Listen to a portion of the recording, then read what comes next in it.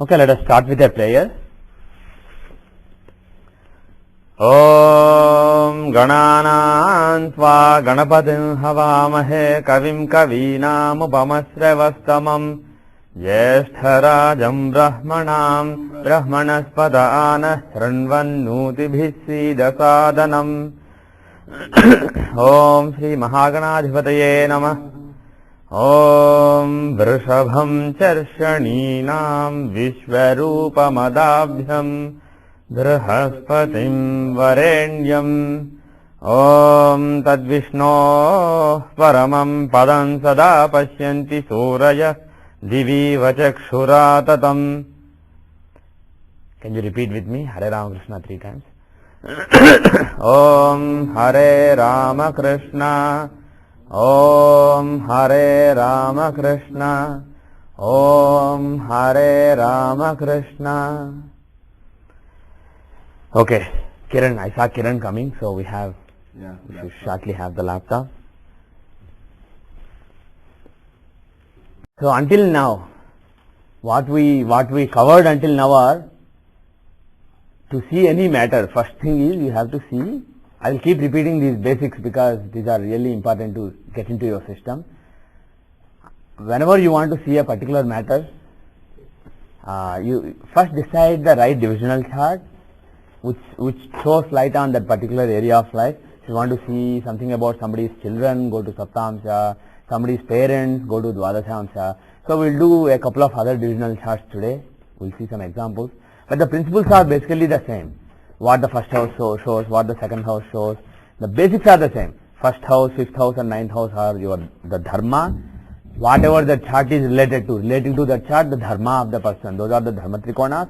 First house is the very existence. Fifth house is the abilities. Ninth house is the duties, dharma.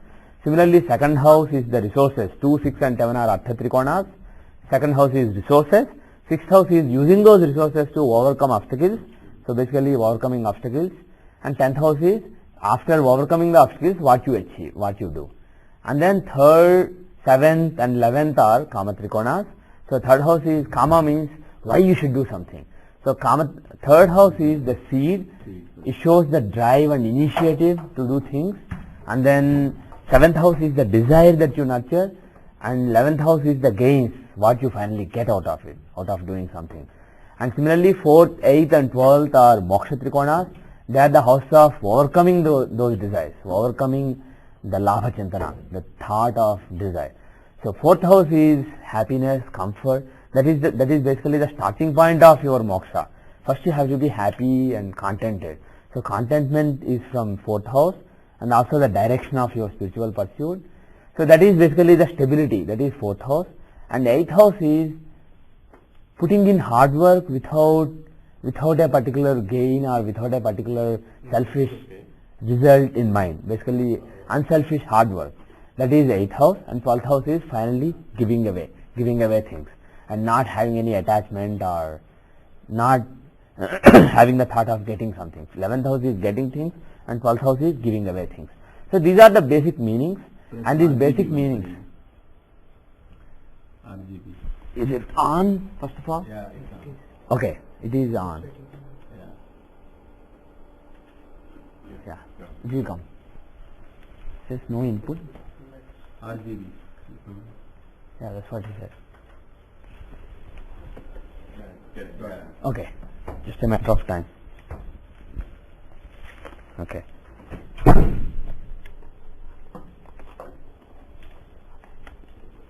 Okay. So the meanings are basically the same. And then I said that houses from Lagna. Lagna shows the essence of your being, and that is immeasurable and imperceivable. And houses from it show various qualities of the self, and again those are imperceivable and immeasurable. But if you see the arudhas of the houses, those are measurable things that you can, measurable and tangible things relating to that particular matter. And then houses from Arudha Lagna shows the measurable self, not the hidden true self, but the measurable, tangible self. So basically that is your image and the status. So houses from there show qualities of that image. So these are the core basics. And then Karakas are basically, those are like project managers. If you see Karaka of children or Karaka of marriage, those are like project managers. Venus is, for example, for the marriage, for the project called getting a person married and having him be happy in his marital life. For, if you look at it as a project, Venus is the project manager. He is in charge of that particular thing in that person's life. And then planets who have Rashi Drishti are like people who have a role in that project always. And Argala is basically a conclusive intervention. It's like somebody who has to do something in that particular project, like for in the example of chip design that I said. Even though the chip design may involve a lot of video compression technology, etc., somebody who doesn't know anything about it will finally come and do the physical design for the chip. He will do the physical layout of which transistors should go. So that person has a conclusive intervention. Without him, the project will not be over. Similarly, a planet having Argala on a particular house is like somebody who has a conclusive role to play. So when his Dasha or Antardasha comes, that role will basically be fulfilled. And a planet with Grahadrishti is like, or planetary aspect, is like somebody who has a desire to work on a project. So if I want to work on, there is a nice project going on at my office, and if I want to work on it, I may or may not end up working on it. It depends on my relation with my boss, and my relation with the project manager, and the relation between my boss and project manager. So the analogy for boss is the house lord, where I am, where a particular planet is. So depending on the relation between Karaka, house lord and the planet, depending on the three-way relationship, the desire may or may not be fulfilled. And if it gets fulfilled, it will be during a particular dasha. So and I said that Vimshottari dasha is the dasha that you can use to see results very easily. There are so many different dashas with a specific focus. For example, there is a dasha called Mula dasha that shows the mula of whatever happens in your life. Mula means the root, the basis, the root. Mula literally means root of a plant. So Mula dasha is basically the root. So whatever you see is the plant. You don't see the root, it is under the ground. But that is the basis for the plant. So Vimshottari dasha only shows the plant, it doesn't show the root. And Mula dasha, what it shows is the reason for whatever is happening in your life. If something is happening, something good is happening now, is because you did something good in the past life. And the planet involved with that good thing is basically making sure that you are getting the results of that good thing. Similarly, if you are suffering, again you made somebody else suffer in the past life. So because of that you suffer in this life. So the root cause of whatever happens in your life from the point of view of what you did in the past life, that is shown by Mula dasha. So like that there are so many different dashas. There is a dasha called Druk dasha. Druk means drishti, to see. So that dasha shows when God looks at you. That is basically God's blessings when they come to you. This is the dasha that shows the blessings of Guru and the blessings of God. When you get a nice direction, religious and spiritual direction in life. So to see that, there is a dasha called Druk dasha. Similarly, there is a dasha called Sudasha. That is, Sudasha shows the progression of something known as Srilagna. Along with Lagna, there is something known as Srilagna. In the software, you can see SL, you will see SL in charts, that is Srilagna. That is the abode of Lakshmi in your chart. In each person's chart, Lakshmi, when you are born, Lakshmi stays in a particular house. And with the changing time, Lakshmi keeps traveling around the zodiac. So that travel is basically captured by this dasha known as Sudasha. So that dasha will show you where Lakshmi is at a particular time. And like I said earlier, Narayana is effort. He is the effort that you put in. But Lakshmi is the fruits that you get because of the effort. So this dasha does not show what you are doing. This dasha shows where things will come easily to you during a particular time. During one time, there may be happiness relating to children. You may get children and you may be happy. During one time, you may be blessed in terms of career. You may be rising in career. So all the blessings will be seen in that chart. So if you want to see when a particular political leader will have the peak or will become prime minister or chief minister, usually they are aligned with the Sudashas. So that is the dasha of Lakshmi's blessings. And by Lakshmi, I don't mean just money. Because as Gajalakshmi, she gives vehicles. As Dhanalakshmi, she gives money. As Santanalakshmi, she gives children. As Rajalakshmi, she gives power, authority. And she even gives moksha as Moksha Lakshmi.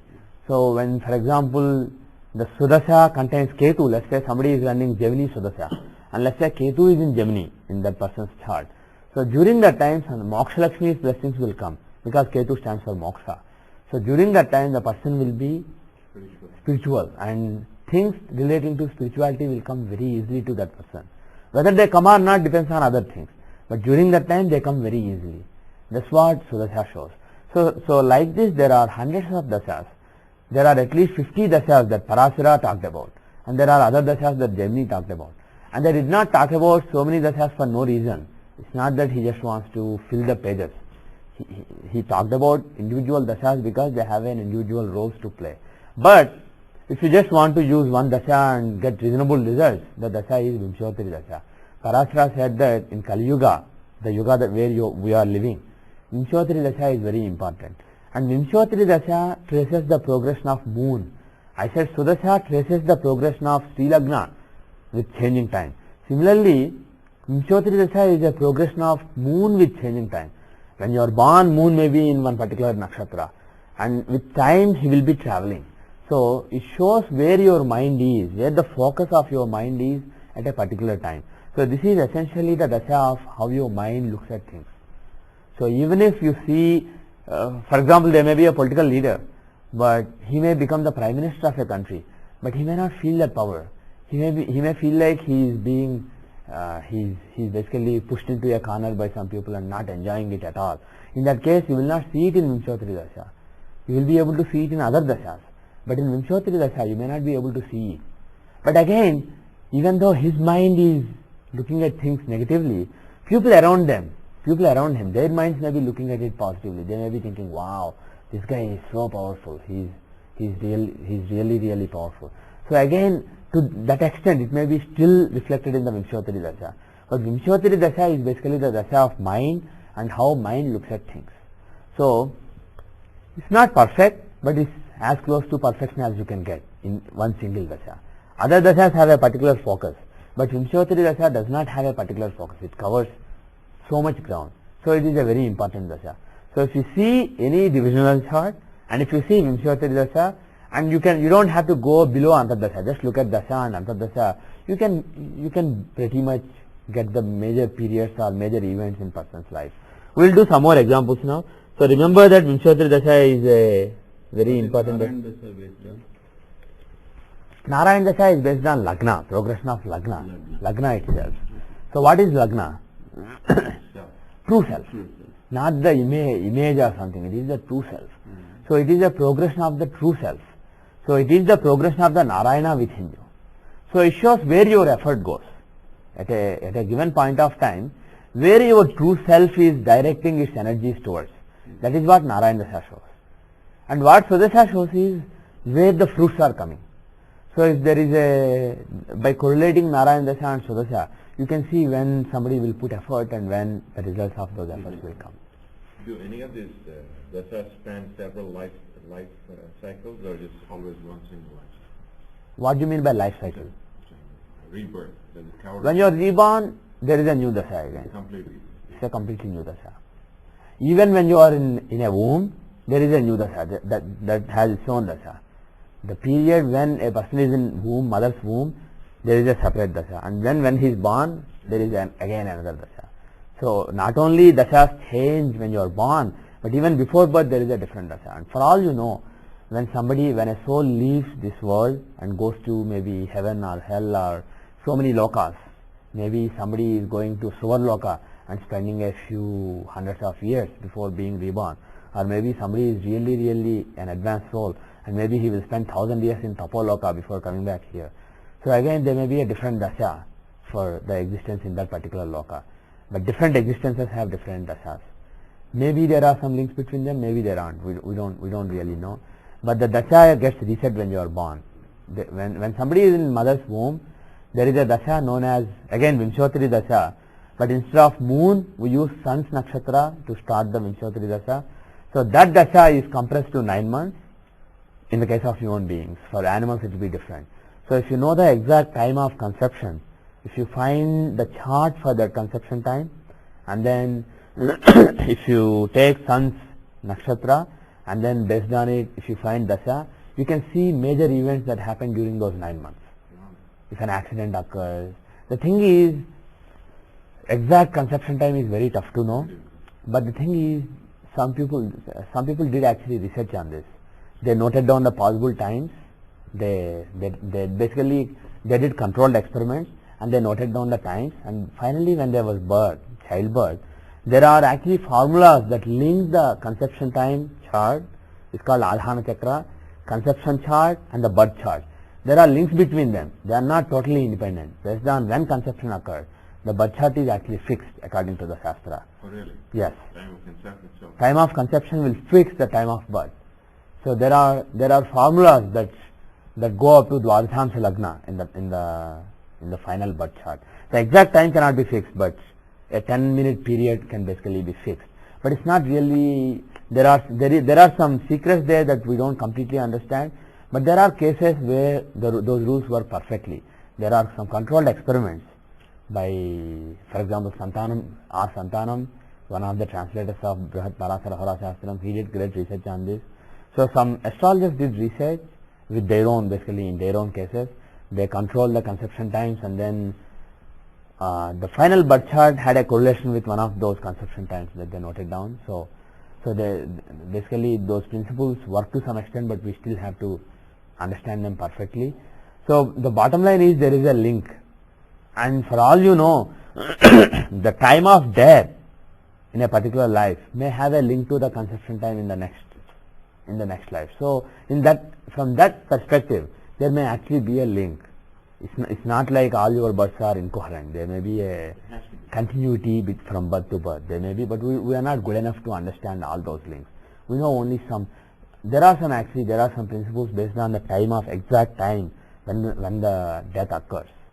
Based on that, you can say for how long the soul will be attached to the mind, and then when the soul will leave, and then which loka it goes to, which loka the soul goes to, and how long it stays, how many tens or hundreds of years the soul lives in that loka, and then where it gets reborn.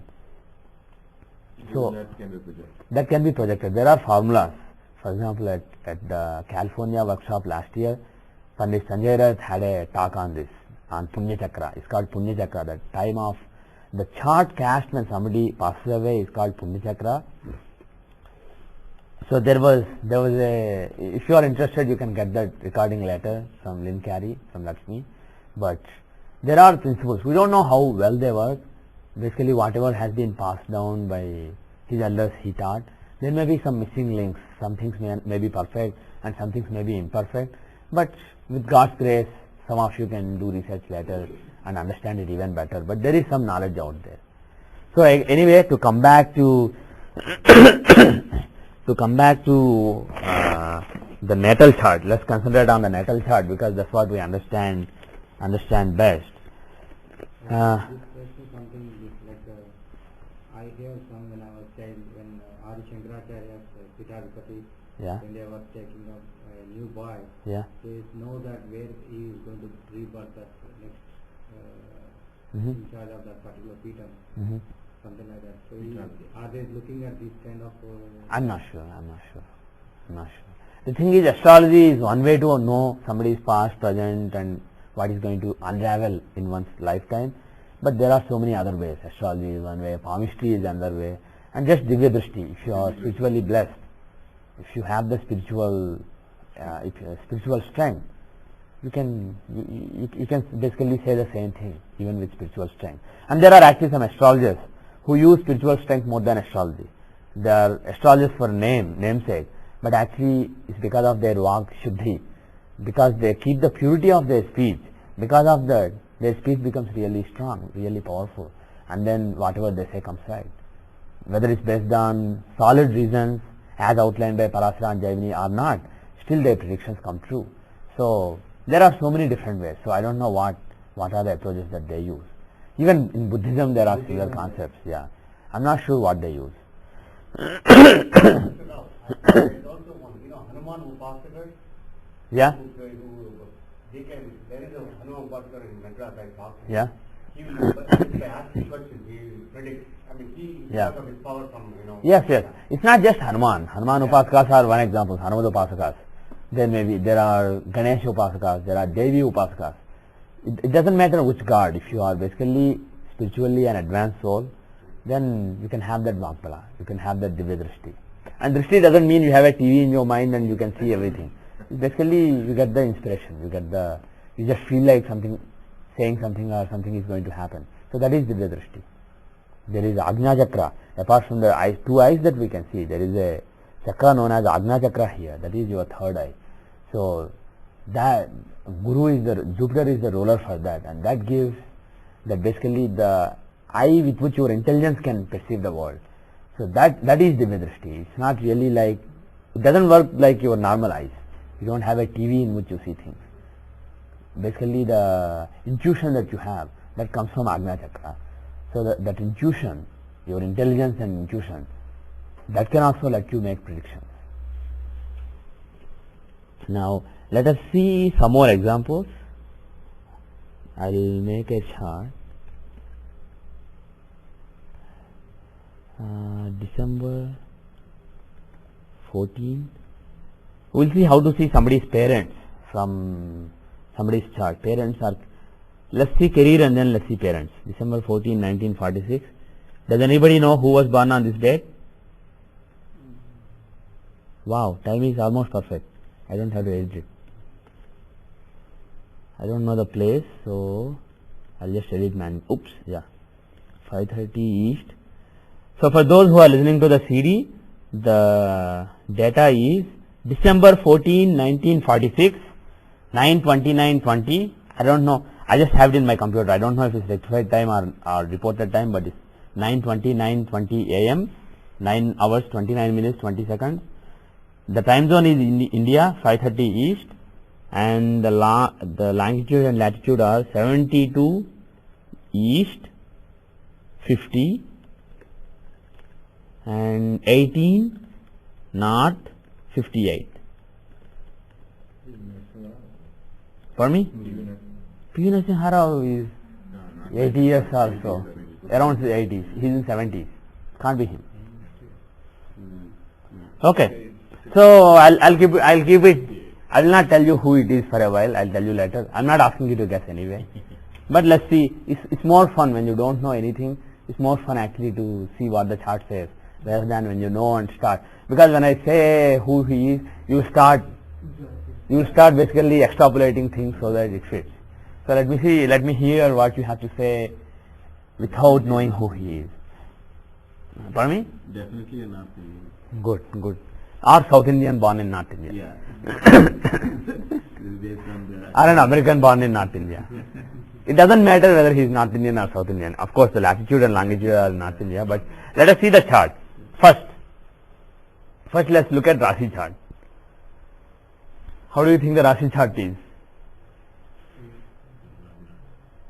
First thing is Lagna is Capricorn. So what can you say based on that? Saturn is the match of the house. hardworking. For me? Yeah, hardworking, disciplined. Discipline and hard work. Yeah. And will it be, see, another thing you have to remember is compared to Sattvic planets, a planet like Saturn is just cold-hearted. It's not just discipline, but it's cold-hearted discipline. So, if somebody has Makara Lagna, and that too Saturn aspects Lagna, because Lagna is owned by Saturn, and Lagna is aspected by Saturn, will the person be very cold in his approach? More than being a compassionate person who is worried about others. I'm not saying he's a bad person, but there is some level of coldness that you can see based on Lagna. But this is his true self. Now, I'm not talking about the perceived self. Based on his true self, there is some level of coldness and very disciplined, and perhaps hardworking too, like somebody said. Coldness means, see, unemotional and cold-hearted. Saturn has no emotions. Even Mars has no emotions, but the thing is, in the case of Mars, it's like just aggression. Here it's not aggression. It's thinking and deciding what is the right thing to do and doing it without worrying about any emotions. That's basically Saturn. He is the planet who forces the karma, results of karma on you. If there is no Saturn, It will take many lives to get rid of the bad karma that you did. But because the greatness of Saturn is, he washes it away very fast. Because he has no emotions. He doesn't, if somebody is hurt or sad, he doesn't care. That is the right thing to do, well, then do it. That's his approach. And then, Saturn is aspecting Lagna, so Saturn is? This is strong enough. Right. Now let's see one thing actually before going further. Is it a materialistic person or is it a spiritual person? Location. Because even with that coldness, it can be a spiritual person. Actually, Saturn can actually show spiritual sadhakas also. But for that, what you have to see is, what did I say earlier? Ketu, let's go later, but the real spirituality, let's go to later. But basically, sadhus, the difference between sadhus, saints and materialistic people is, if you look at Arudha Lagna, what is the rule I said? Look at the 3rd and 6th from Arudha Lagna. Because that is your image. And 3rd and 6th are your boldness and how you fight. Your fighting ability, your boldness and fighting ability. Those are 3rd and 6th from Arudha Lagna. In the case of a sadhu or saint, you will have benefic influences there. Jupiter, Venus, Mercury, and if moon is benefic, then moon. So those are the planets you would expect. In the case of a materialistic person, an achiever, a materialistic achiever, you will see Mars, Rahu, Ketu, Saturn there. So if you see Arudha Lagna, where is Arudha Lagna? Arudha Lagna is in Libra. Arudha Lagna is? Libra. So, 3rd house is Mars and along with MD. Who is MD? Mandi. So from Arudha Lagna in Libra, the 3rd house Sagittarius has Mars and Mandi, 2 malefics. Of course, Mars is the main planet, but being with Mandi, he is a highly malefic Upagraha. He is Saturn's son. So being with Mandi, Mars is even more powerful. And to add fire to the wind, what kind of a sign is it? Of course, it's not a malefic sign, but still it's a fiery sign. Dhanush is an Agni Rasi. The Agni Rasis, there are 3 Agni Rasis: Aries, Leo and Sagittarius. These 3 are the Agni Rasis. And then the next 3, Taurus, Virgo and Capricorn are Bhu Rasis. They are Ati signs. And then Gemini, Libra and then Aquarius are Aries signs. And finally Cancer, Scorpio and Pisces. Those are watery signs. So try to remember that. And here Mars himself is an Agni Graha, a fiery planet, and he is in an Agni Rashi, fiery sign. So definitely Mars is very, very fiery, very, very. He is full of fire. Mars in this case is full of fire. So Mars full of fire and corrupted by Mandi, being in the 3rd from Arudha Lagna, is clearly a clear indication that this is a materialistic person. This is not a sadhu. This is not a saint. I am not saying not a spiritual person. A person, actually materialistic is also a bad word. What I mean is somebody who is not a saint. Somebody who forces his will on people. Somebody who is aggressive. So that is the kind of person. And then if you want to see spirituality, then see Ketu's placement, see Atmakaraka's placement, etc. So I will not say he is not spiritual, but he is not a sadhu or he is not a saint. That is for sure. And now let us see how other planets are placed from Arudha Lagna.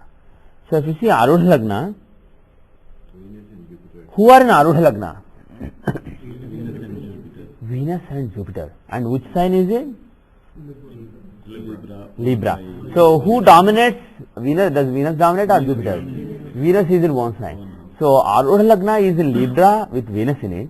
So what is the kind of image this person has? Loving Entertainment. entertaining. Yeah, it could be entertaining. It is also very pleasant basically. He is a very pleasant person. When you are with that person, it's not like I said he is very cold-hearted. That is his true nature. I said he is a cold-hearted person. He is not emotional. And based on Mars placement, you know that he is known in the world as somebody who is very bold and who does what he wants. He has a lot of fire, he does what he wants. So as far as his initiative is concerned, people have that clear image that he has fire. But when they are talking to him, when they are with him, they think that he is very pleasant to be with. And also very passionate. Venus is the planet of passion. So he See, Parshurama, Venus is basically Parshurama. So he is pleasant, but at the same time he is not like Moon. Moon and Venus both are planets of art, planets of pleasant personality. But in the case of Moon, he is very easygoing, he is very, whatever you say, he will say yes. That is the nature of Moon. Moon has no enemies. If you look at the planetary relationships, Moon is friendly with everybody. Moon doesn't have any enmity with any person. So Moon is like an easygoing artist. But Venus is, he is like a very passionate artist. He has a clear agenda and he goes after that agenda. He is like Parashurama. So Moon is very passionate. Venus is very passionate. So that's basically Venus. So he is a very passionate but very pleasant person to be with. So that's basically the image. But at the same time he has the image of somebody very bold and very aggressive. That's basically the image that he has. And look at the second from Aruh Lagna. Never ignore the second from Aruh Lagna, because what is the second house? Resources. And in the world of Maya, resources are important. You judge a person's level by looking at the resources he has. If somebody has a lot of money, irrespective of his abilities and other things, you will have a very high image of that person. If somebody has a nice house or he has a lot of land or a lot of money in the bank, if he is in the fourth list of top 100 or top 500 people in America or India or somewhere or Russia, you will have a very high image of that person. So when I say somebody's image, even though Aruh Lagna is the basis for somebody's image, it's not just Aruh Lagna. You have to look at all houses, because they qualify that image, they modify that image. So all the houses are important, and out of all the houses, the second house is particularly important. The resources you have at your command show people who you are. So look at the second house. So what are the planets in the second house? Mercury, Sun and Ketu. And who dominates there? Ketu being in one house, he dominates. And is he a good planet or a bad planet? Because he destroys the house. He is a bad planet, but he is in one house. He is in one house. And he, from Lagna, he is the 11th Lord. The house of gains. The Lord of the house of gains is in the house of gains. And I said, for malefic planets, what are the good placements? 3rd, 6th and 11th. Those three are really good placements for malefic planets. So Ketu in 11th is extremely well placed in an Upachaya, in the 11th house. That too in bone sign. So Ketu is quite strong. So that Ketu is given the charge of enriching his image, making his image look resourceful. So he will indeed make it look resourceful. But the thing is, because he is a planet of, he is a negative planet, he is a malefic planet, there is something malefic associated with it. And also Sun is also there. Usually Sun in the second from Aruh Lagna will give some political power. The resources that his image is perceived to have at his disposal has some political angle to it, because Sun is the political planet. So because Sun is in the second house from Aruh Lagna, you can say that this person will have some political power.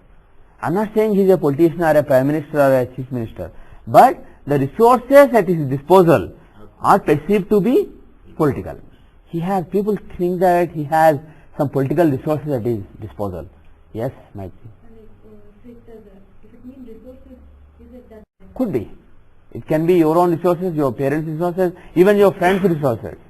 If, for example, a big politician, let's say, is the chief minister of a state, but let us say one of his friends is a big contractor, and then when people look at him, wow, he has such nice connections that he will always get his projects sanctioned. So if people have that image, it's because of his connections. So Sun in the second from Aruh Lagna can even show political connections. It's basically the resources. Resources can be connections. It doesn't have to be something solid, because we are not talking about A2.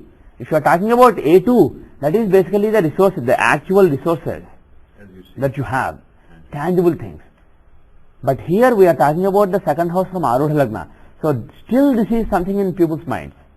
So this is something in people's minds which looks his image, which makes his image look more resourceful. People will think, wow, he is very resourceful. And if somebody has political connections, somebody has the chief minister of a state or governor of a state or lieutenant governor of a state, if one of those people is your friend, that will have an impact of how resourceful you appear to people. People think you are resourceful and can get things done because of your connections. So, Sun in the second house from Arudha Lagna, he shows some political connections. But Sun is corrupted by Ketu. Yeah, exactly. Sun is corrupt. Is that what you are going to say? Yeah. So he is corrupted by Ketu. So his political resourcefulness has some undesirable aspect to it. People do not like his political connections. He has political connections. He is perceived to be politically connected, but people don't like that. They think that there is something bad there because there is an eclipse going on. Ketu is eclipsing Sun. But there is enough distance between them. If you see, Sun is at 28 degrees and Ketu is at 17 degrees. So it's not that bad.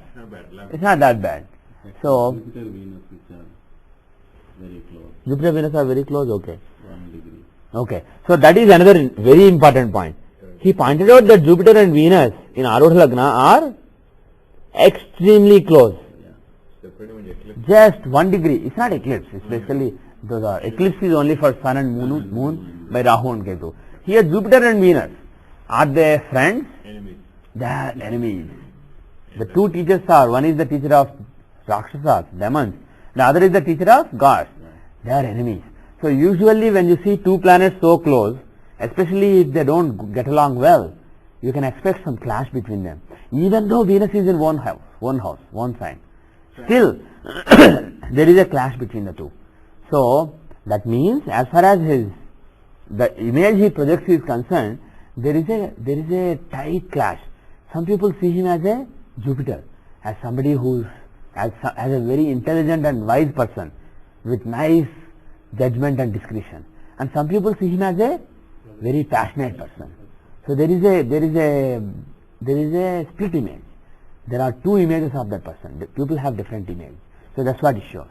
If you see that not in Arudha Lagna, but if you see that in Lagna, then what you can say is the true self is split between two extremes. So such a person may have a split personality, or he may always have that internal clash. So that person may be even confused. If there are other indications of confusion, if Moon is afflicted, such a person may be even confused. But there will be multiple influences on his personality. Here, there are multiple influences on his image. So he has a dual image in the world. For example, this is not Osama bin Laden's chart, but if you see Osama bin Laden, some people see him as a great martyr. A big percentage of the world, unfortunately or fortunately, sees him as a martyr, sees him as a bold fighter against selfish interests of the world. It may or may not be true. I don't want to give my opinion there. But another significant percentage of the world sees him as a ruthless terrorist, a mindless, idiotic person. So there is clearly a dual image, a duality of the image. So if you see Arudha Lagna of such a person, definitely there will be multiple influences that are equally strong and have a clashing kind of thing, like two planets being too close. Actually, somebody had a question there. I'll take that first. Yes, Kiran. What about plot from ALC? We don't look at rulerships from Arudha Lagna. Okay, and what about if this is kind of Just 1 second. Excuse me. Hello? Oh, roaming. Gosh. That's okay. I'll leave it. Basically, the latest score update. Unfortunately, I'm not trying to get it. Okay. I told them to call every half hour. third from AL has Mars for Yeah? sixth from AL is Jupiter. So isn't this But he's not there. The one, like I said, Arudha Lagna, when you look at the third and sixth from Arudha Lagna, the rulership does not matter. The planets who are there and the planets who are aspecting it, they matter. Especially Rashi Drishti. And here if you see third and sixth from Arudha, the only planet there and only planet aspecting them is Mars. He is in third and he is aspecting sixth. So, only Martian influence is there. The ownership doesn't matter.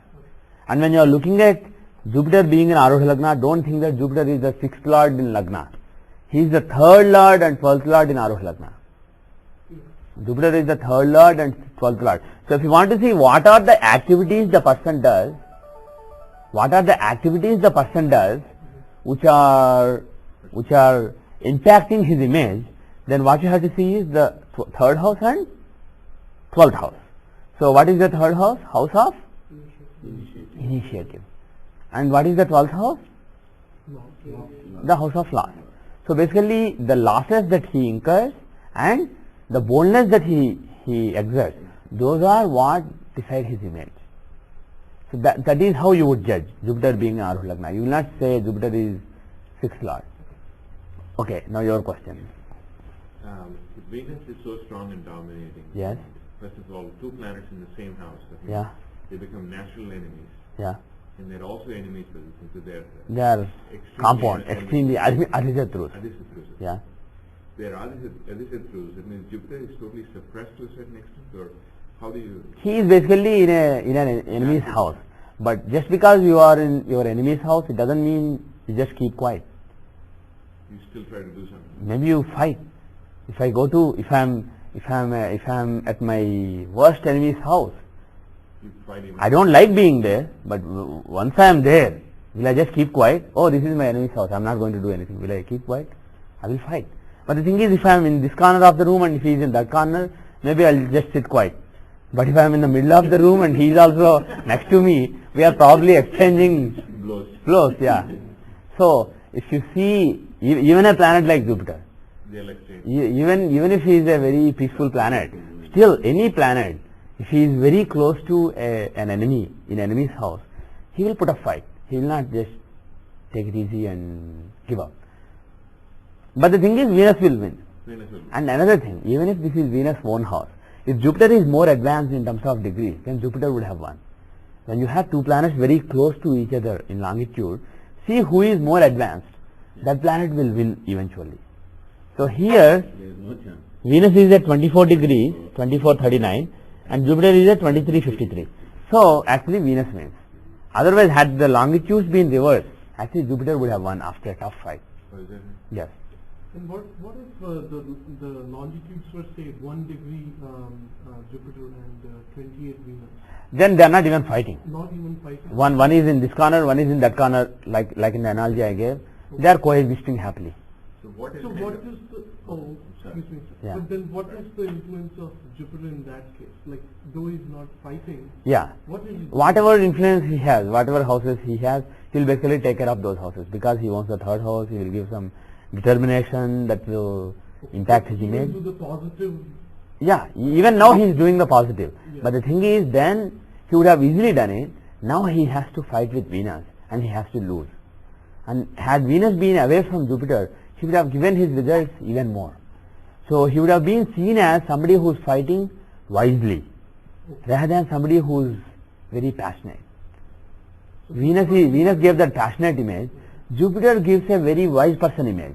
Even though he wants the third house, because of owning third house, he will be seen as somebody who takes wise initiative.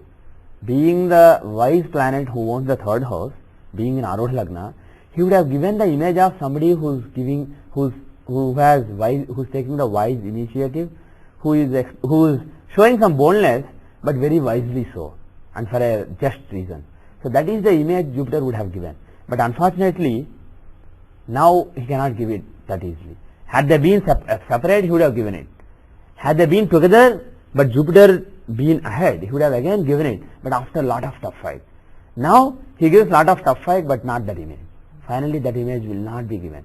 The final image is of somebody. Of course, always there will be some minority who have that image of him as a very peaceful and wise fighter. But many people just see him as a passionate person. Yes. My question is, if they are so close together, fighting Yeah. at a degree of strength, Yeah. is there a remedy that somebody can suggest? Okay, respect the mantra, you recite, and then you can reduce the strength of the Venus, so that your Jupiter will rise. Yeah. You want to strengthen Jupiter. If Jupiter is weak, the remedy is basically pray to Jupiter. If you pray to Jupiter, then Jupiter will be strengthened. And another thing you can do is, instead of praying to Jupiter, you can pray to Sun. If Jupiter is weak, because Rahu is with him, or Venus is with him, or somebody else is with him, and corrupting him, Jupiter is basically like a priest. So if priest is being troubled by a dancing girl, for example, Venus, let me give the analogy of dancing girl here, or Rahu, a Rakshasa, a villainous person is coming and troubling the priest, let us say, then if you strengthen the priest, still he can't really, he will try to fight, but there is a limit to the extent to which Jupiter can fight. He is a Brahmin, he is a peaceful priest. So Sun is the well-wisher of Jupiter. Sun and Jupiter are one group. Venus, Mercury, Saturn, they are another group. So and Sun is the king. So if you strengthen the king, king will come and help the priest out. So whenever you see a Brahmin, Vishwamitra for example, he knew Astra Shastra, he could fight, he knew what kind of arrows to use, what are the mantras for arrows, he knew everything. He was the one who taught Rama. But Vishwamitra, when these Rakshasas were troubling him, Maricha and Subahu, when he wanted to do the yajna in Ramayanam, when Maricha and Subahu were troubling him, he did not kill them, he did not fight with them. What did he do? He went and asked Dasharatha, he took Sri Rama with him, he taught him how to fight, he taught him so many mantras and so many new shastras and astras, and then he took him and he made Rama kill them. He did not do it. So Jupiter is like Vishwamitra, and Maricha and Subahu are like Rahu or Ketu, and Sun is basically Sri Rama. That is the analogy. So if you want Vishwamitra to do his stuff happily, you better get Sri Ramachandra there. So similarly, if Jupiter is in a fight with somebody, praying to Sun will help. Unless Sun is actually a problematic planet in this particular case, which is not. If Sun is also, let us say, 8th Lord or 12th Lord or 6th Lord or something, and if he is with Jupiter, if he is taking the other side, then you better not pray to Sun. But otherwise, praying to Sun will give results faster than praying to Jupiter. When he is troubled by somebody. It is 8th Lord, right? It is 8th Lord. Yeah, but he has no link. He's not with them. And 8 is not that bad anyway, because Jupiter himself owns the 3rd house and 12th house. So they have similar agendas. Sun and Jupiter have similar agendas. On the other hand, Venus is Yogakaraka. So okay, let us leave that. And then, which planet is badly placed? Give me one planet which is really badly placed. Another thing actually before that, Mercury is also well placed. Mercury is Lord of 6 Lord of 6th and 9th, and he is in 11. 11th house, that is good, but also in the 2nd from Arudha Lagna. If Mercury is in the 2nd from Arudha Lagna, it's a Raj Yoga according to Parashara. He will give lot of resources to that person. And also like maybe good speech. Yeah. If Mercury is in the 2nd from Arudha Lagna, he will be a good speaker. Yeah. Rahu is badly placed. Rahu, why? He is the 2nd Lord, he is a neutral planet, he is in the 5th house. So what is so bad about him? 5th house, children, Yeah. desire. Desire is 7th house. Okay. 5th house is children. Yes, 5th house is children. But why is Rahu that bad? He is 2nd Lord, 2nd house of family. Moon is badly placed. Yes. Moon is badly placed. For Moon, 8th house is called Maranakaraka Sthana. For every planet there is one house which is really bad. For Sun it is 12th. For Moon it is 8th. For Mars and Mercury it is 7th. For Jupiter it is 3rd. For Venus it is 6th. For Shani it is 1st. For Rahu it is 9th. Dharma. If he is in Dharma, he kills. He is unhappy. Yeah. So there is a house for each planet known as Manakaraka Sthana. If the planet is in that house, basically that house is destroyed. So here, Moon is the 7th Lord in the 8th house. So marital happiness is not good, just based on this. And second thing, if 7th Lord is in the 8th house, is he a Maraka? I mentioned this earlier. 8th house is the house of longevity. 3rd and 8th are houses of longevity, of life. And the 12th from there are the loss of longevity. 2nd and 7th are the killer houses. So if the Lord of a killer house is in the house that is supposed to give longevity, or the vice versa, that is problem. If 8th Lord is in 7th or 7th Lord is in 8th, that is problem. So, do you think that this person will die in Moon Dasha? When is Moon Dasha? There is a chance. 1970. There is a good chance. Actually, if you look for markas here, he is the strongest marka. Second house does not have any planet. Seventh house has a planet, but he can't kill. Saturn is Lagna Lord. Maybe Moon, Sun, Antar would be. Sun is also. Yes, that is possible. That is possible, but let's not go into Antar. Just say Dasha. Yeah. Do you think Moon would have given death to this person? Yes. This person was born in 1946 and he died in 1980. Wow. Sanjay Gandhi. Yes, it is Sanjay Gandhi. This chart belongs to Sanjay Gandhi, who died in June 1980.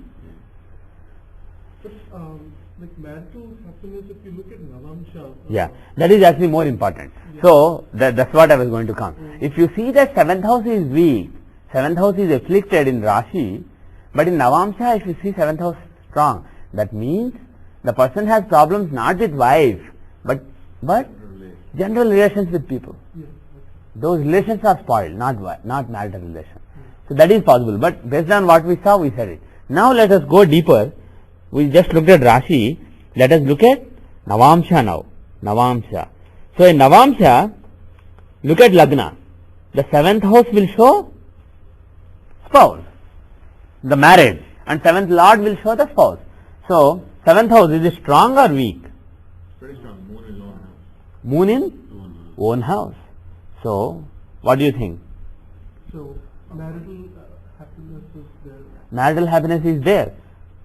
And for marital happiness, another thing you have to see is first the strength of Lagna Lord. Is Lagna Lord strong? Yeah, very strong. If the 7th house is strong, you only know that there is a strong marriage and strong wife, nice wife. It doesn't mean he will be happy. So to see his happiness, you have to look at Lagna and 4th house. 4th house is the Sukhasthana. Lagna Lord, where is Lagna Lord? 11, Saturn in Saturn in 11th house. And aspecting Lagna. Lagna Lord aspecting Lagna from an Upachaya. For Saturn, 11th house is a good house. So Lagna is very strong.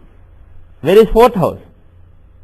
Fourth house is Mars. 4th house is owned by Mars and he is in, yeah, he has Argala on that house and he is with two nice planets, Jupiter and Venus. So not great because he is in an enemy's house. Mars and Venus are enemies. So 4th lord is in enemy's house. So there is some Sukhalopa. So marital comfort is actually not so good. But overall this person has a good marriage. That you can see. And what can you say about the wife? Now take this as the Lagna. If you want to say something about somebody's wife or husband, take this house as the Lagna. And then from 7th house, yes. Take the 7th house as Lagna. And then take look at all the planets, how they are. Now, one rule that I haven't mentioned so far is, if you want to see the main abilities of a person, the main God-given abilities, look at the trines in Navamsa.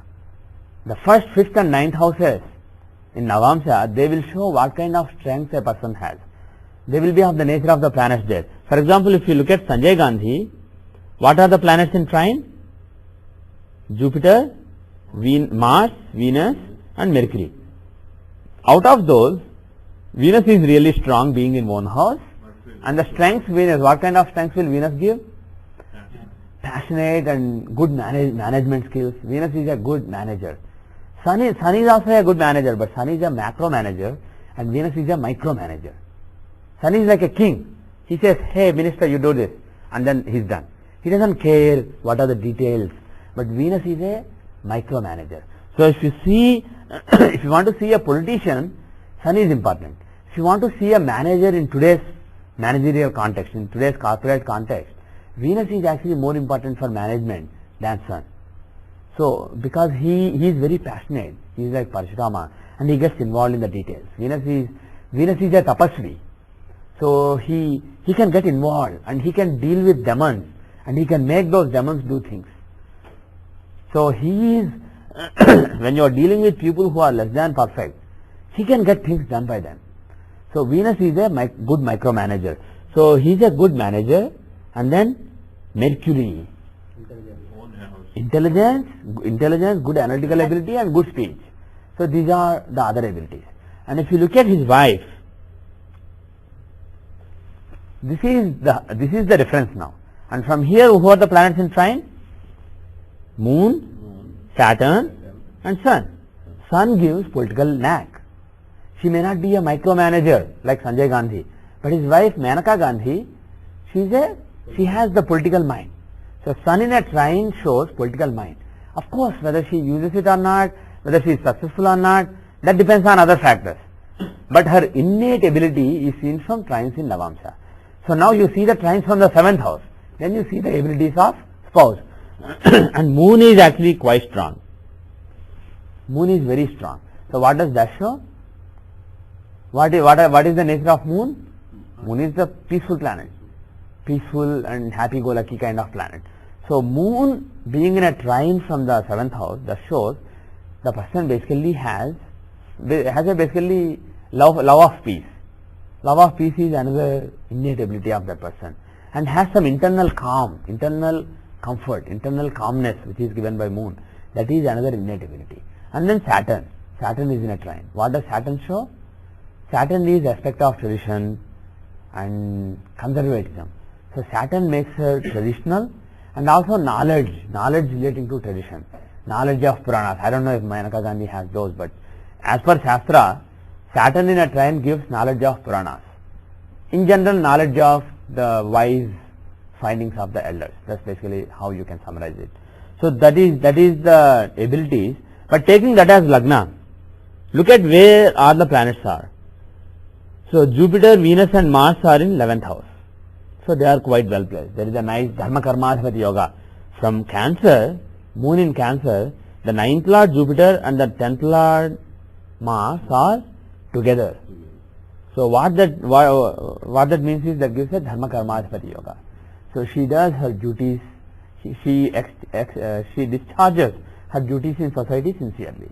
And then Moon in Lagna. So that shows she is a very peace-loving person, very peaceful person, and also perhaps a sensitive person. And then Mercury in the 3rd house. What does that show? 3rd house of communications, and Mercury is the natural communicator. So she is a very good communicator and very good writer. I don't know if she wrote anything, but she may write some books. If not already, she may write later. But usually Mercury in 3rd shows that she will be a good author. Good authorship skills. Maybe if not books, maybe some articles. Did she write any books? No. I think it was one or two actually. Yeah. She'll be a good author basically. Even articles, columns. He actually started a magazine. Oh, she did, okay. Yeah. That is also possible. He stopped after I see. he died. I see. She may write some books, some well-known books, or A6 she may write. being there, tell something. A6 is his overcoming of obstacles. We are talking about Manaka now. So let's forget Arudhas from Lagna. You want to change the regarding stop and Yes, I will stop it and restart. Okay. You. What is your question? What is your question? Rahu badly placed? Yeah. Does anybody think that Rahu is badly placed? He is in the 12th house. But which house does he own? 8th house. From Cancer, Rahu owns the 8th house Aquarius. 8th Lord in 12th house. Is that bad? It is good. But it shows, it is Viparita Raj Yoga. So it shows in life constantly there will be struggles and then she will come up. After struggle, she just comes up. Things take a turn for the better and she comes up. That's what Rahu shows. So when is Rahu Dasha? Didn't even get there. Rahu Dasha is from 1990 to 2008. So as far as wife is concerned, during 1990 to 2008, the Viparita Raj Yoga will work. She will have worries, constant tension because Rahu is in the 12th house. But finally the worry will be overcome. She will finally come up trumps. So that is what Rahu Dasha shows. Yes, Kiran? Yeah, but this person died in 1980, so Still the Dashas will work. Because his wife, his children, they are all still living. The Dashas will still work. But also, when you take that, for example, Moon, 7th house wife, really how closely does it match the wife's chart? It doesn't have to match the chart. It doesn't have to match the chart. There can be some links in some cases when there is a strong karmic connection, but it basically it shows, actually, let me put it this way. If you look at somebody's Navamsa, whatever you see in the Navamsa about the spouse is basically the spouse from his point of view, how he looks at the spouse. So let me give the example of Dvadashamsa, it will be clear, or Saptamsha. If you see Saptamsha, it shows children. So if you look at my father's Saptamsha, my mother's Saptamsha, and if you try to see me in both the Saptamshas, you will still see what happens in my life. But right now what happens in my life may be looked at differently by my father and my mother. My father may think, oh, he has a nice career, he is coming up as an engineer, and then he is teaching astrology, he is getting named as an astrologer, I am proud of him. That may be what my father thinks. And my mother may think he is ignoring his health, he sleeps so late, why does he have to write a book, he's totally ignoring his health. So that may be how my mother looks at me. So because of that, if you look at my mother's Saptamsha, my father's Saptamsha, if you correlate with the dashas, you may see a bad dasha where bad health is shown here. You may see a good dasha where reputation is shown there. So basically, when you see a relative in a particular person's chart, you don't see everything about that relative. You see what is basically relevant from the point of view of the actual native. So from the point of view of Sanjay Gandhi, she is a peace-loving person. From the point of view of somebody else, she may be a very aggressive person. If you look at Indira Gandhi's chart, and if you look at his son's daughter, his second son's daughter, is he second son? Second son. So second son's, not daughter, second son's wife, if you see in Indira Gandhi's Saptamsha, you may see quite contrary indications. You may see somebody who is very quarrelsome, not somebody who is very peaceful. So this is not the complete reality about Maneka Gandhi. This is the reality from Sanjay Gandhi's point of view. So there doesn't have to be a strong correlation, but sometimes there is. Yes, somebody else had a question. No? Okay. Now, enough with Navamsa, let us go to Dvadashamsa. First let's see Dashamsa. I'm just curious to see how the Dashamsa is. Then the main thing is I wanted to see Dvadashamsa here, so we'll go there. Okay, in Dashamsa, so what kind of karma he does? The Lagna is Virgo. So what is his true nature as far as his activities in society are concerned? What is the true nature of this person? An intelligent person, a very thinking person, because the Mercury and Virgo both are very intelligent. So very intelligent person, that you can directly see. And then the ninth house. Who is in the ninth house? Jupiter. Jupiter is in the ninth house. So what does that mean? Strong sense of dharma, because ninth house is the house of dharma. So he has a strong sense of dharma. Then 10th is the Venus and Rahu is there. So that means what? Yeah, let's come to 10th house. The 10th house has Venus and Rahu in it. So is that a good combination? Venus is the 9th lord.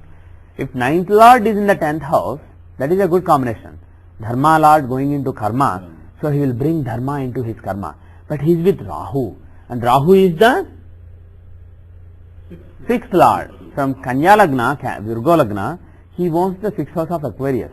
So that means 6th house is the house of obstacles and enemies.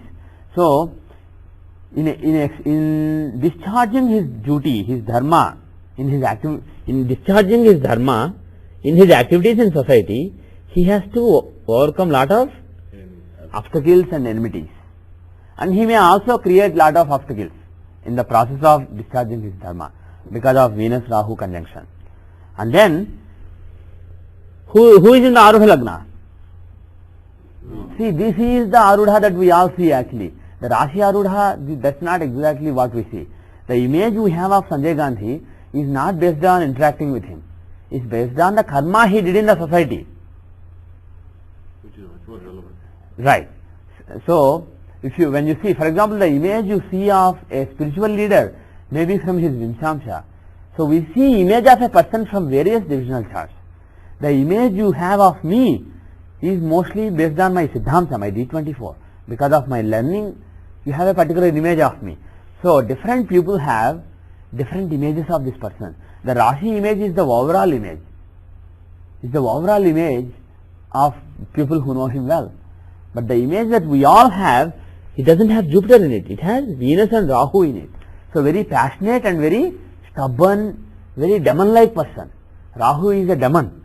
So there is a demon-like image of this gentleman in the world, unfortunately. And then Moon. More than Venus being afflicted by Rahu, on the same axis we have Moon also. Moon is really afflicted by Ketu. What house does Ketu own? Third. Yes. Ketu owns the third house. So because Ketu owns the third house of boldness, basically in any case, irrespective of the house Ketu owns, Moon in Sagittarius with Ketu is afflicted. He is with a very bad enemy. Moon is being eclipsed. So Moon will give very bad results. He is already eclipsed. By eclipse by whom here? By a malefic planet who owns the third house. So that the bold things that he does, the initiative that he takes, that initiative will basically eclipse Moon. So because of that initiative, he has a bad image.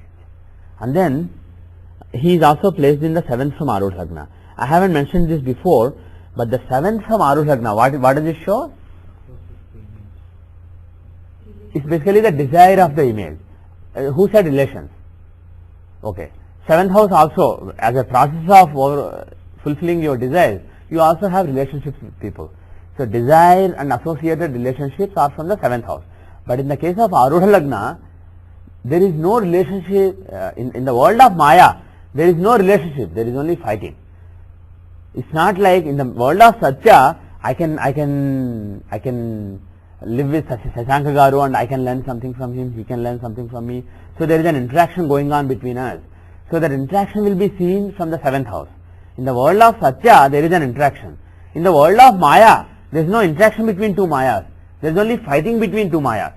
The world of Maya, the world of images, the world of status, that world is the world of fighting.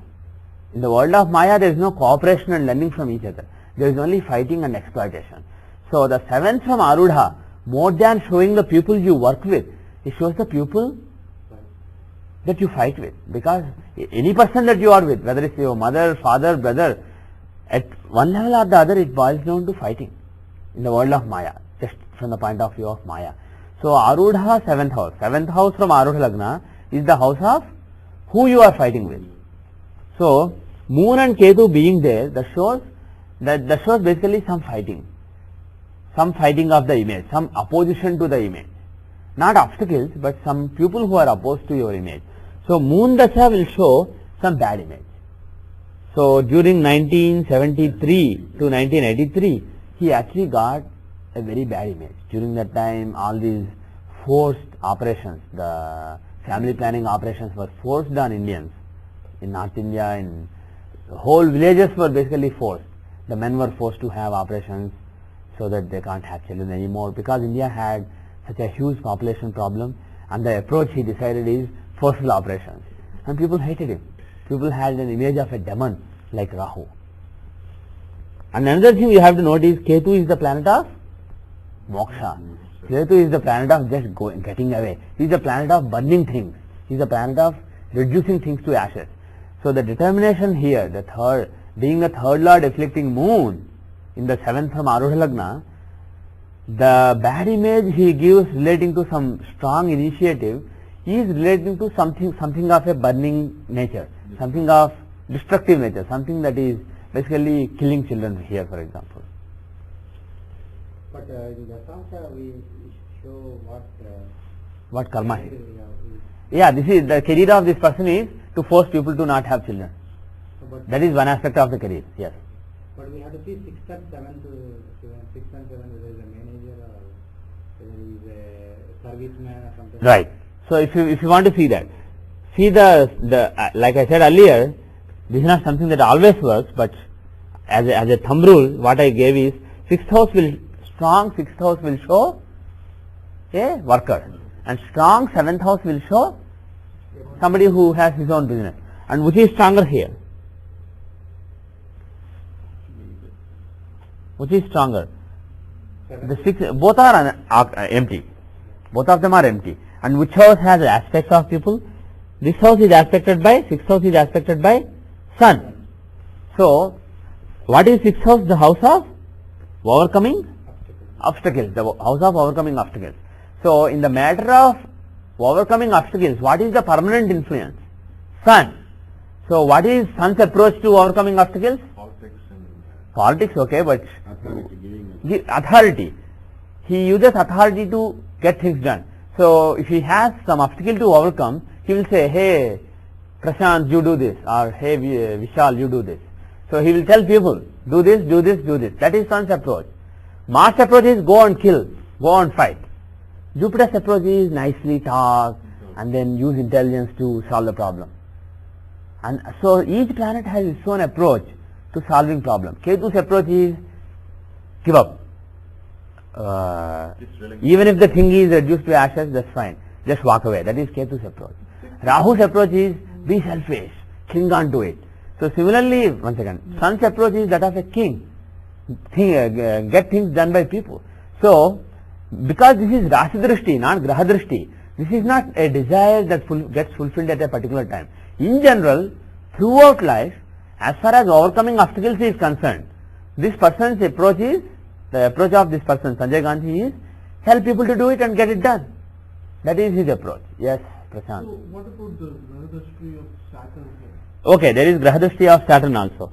So, that means Saturn has a Grahadashti on the 6th house. So, again, with hard work also, he is capable of working hard also. But in particular dashas. Sun is exalted in this case. For me? Sun is exalted. Sun is exalted, Sun really dominates. But the thing is, his point is, Saturn has a Grahadrishti on his own house. So that will also be fulfilled. So for example, in Saturn Dasha, 77, 79, when he was out of government, to get things done, he basically, Saturn wants to make this person work hard to overcome his obstacles. So when his mother was out of power, he was actually more than tell people to do. He would have probably worked hard to do whatever he wanted to get done. So that actually Saturn period aligns with when he was out of power. But his general approach, that particular result given by Saturn of making him work hard to do what he wants to do, to overcome the obstacles that he has in his way, that works in this Antardasha, maybe in some other Antardashas. But actually Sun Antardasha is unlikely to happen because Sun has an alternate agenda. In Moon Antardasha it is more likely.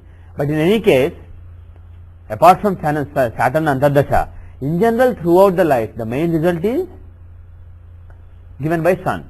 So he gets things done very easily by telling people. Some other people, some more people, even if they have political power, they may not be able to do it. They may be used to doing things themselves. So telling people and then getting things done, that may not be in their blood, that may not be in their system. But here it is in his system because Sun has Rasi Drishti on the 6th house. Now, Sun again gives Viparit Rajoga. Does Sun give a Viparit Rajoga? Is everybody clear? Sun is the 12th Lord in the 8th house. So he gives Viparit Rajoga. So during 67-73, during Sandasha, there is a sudden rise in the career of this person. And what kind of rise? It is Sun, so political power. Unexpected political power. And Sun is he well placed from Arudha Lagna? Yes, he is in the 11th from Arudha Lagna. So there are gains. This works. This political power works as a catalyst to the image. And Sun aspects the 6th house. So getting things done by people, even though Rasi Drishti gives results throughout the life, if it didn't happen until then, it will definitely happen during that. So Sandasha is a very good dasha for this particular person. Now let us see his mom. D40. Pardon me? No, D40 is the karma inherited from mother's side. If somebody up to 7 generations on mother's side, mother's parents, their parents, if you go up to 7 generations, if somebody did a really bad or really good karma, the results that you get because of that, that is in D40. Maybe there is something here, but I haven't rectified to that extent. So I don't know if D40 Lagna is accurate, so I will not go there. I will do that only with examples where I know D40 is right. So just look at D12 for mother. That is, D40 is a very high karmic level chart. To see when mother is successful, when mother has problems, etc. D12 is enough. So, Dvadashamsa, if you open the Dvadashamsa of the person, Dvadashamsa. So, where is Lagna? Lagna is in Capricorn. So, where is the fourth house? Fourth house will show mother. Fourth house is? Exalted. Pardon me? Yeah, Lord of Force is exalted in Lagna.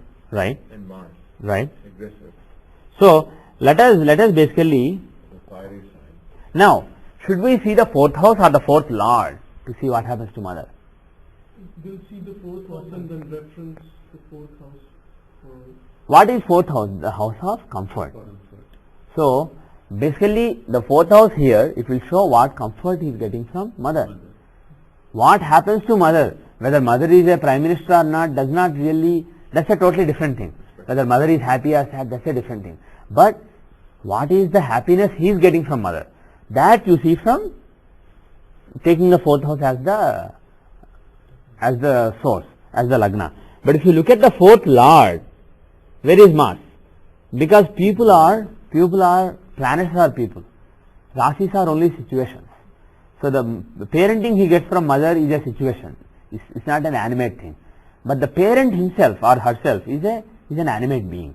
So if you look at the fourth lord, Mars, he is exalted in Lagna. So take this as the reference and then you will see what happens to mother.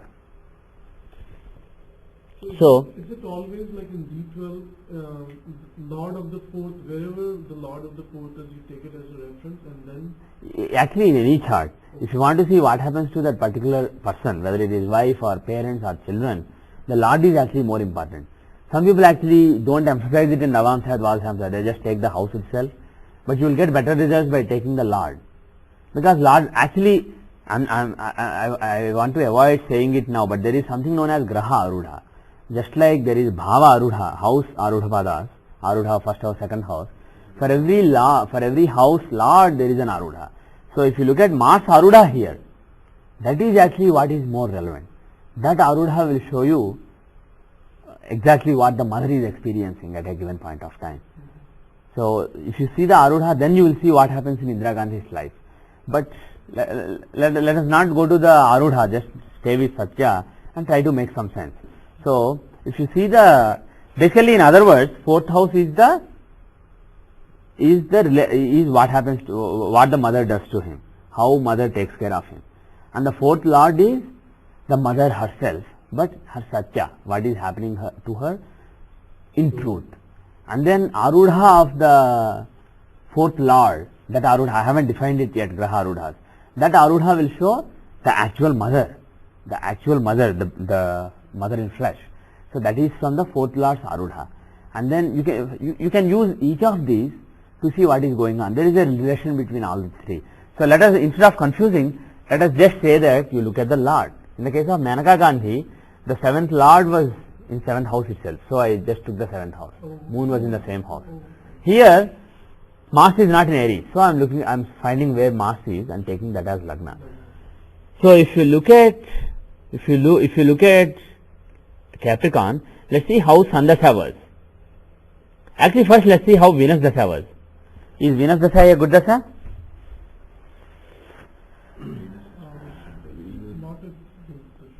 Why? Seventh with enemies. Taking Makara, which contains Mars, the fourth lord as Lagna, what houses does Venus own? Venus is? Yes, he is the fifth and 10th lord. He is a Yogakaraka. Because he is Yogakaraka, will his mother rise during that time, during Venus period?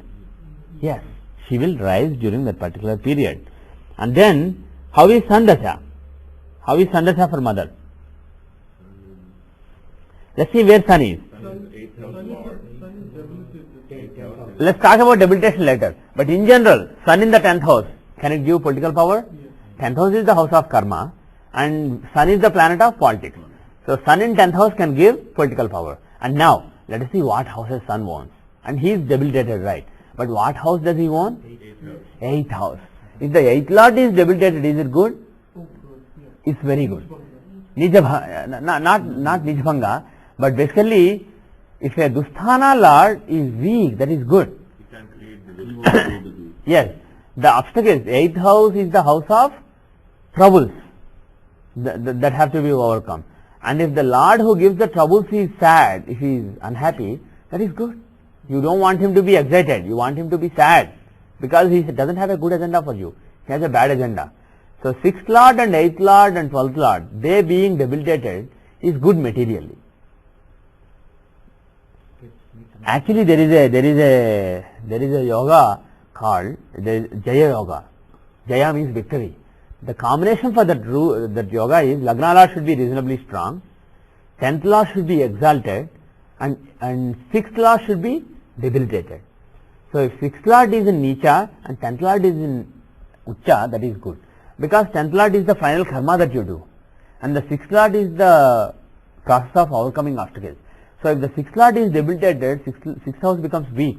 So that means you don't have a lot of obstacles to overcome.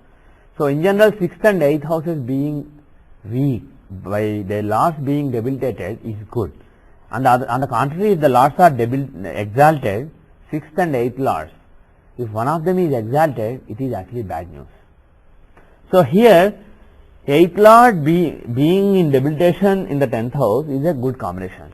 So Sun kind of gives all the obstacles easily overcome, or not lot of obstacles, things coming quite easily, and then lot of political power.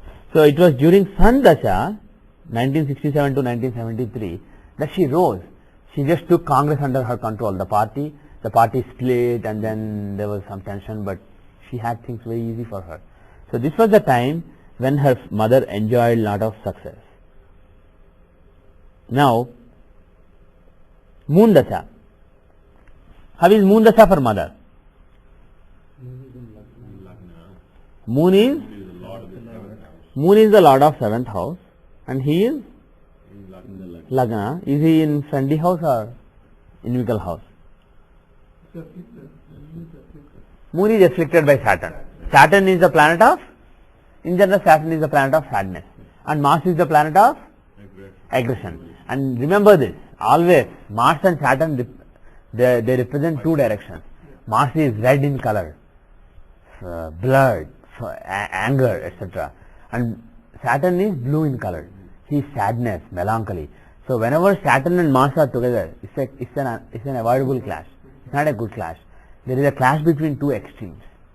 So Mars and Saturn combination is not good. It's like two boxers fighting each other.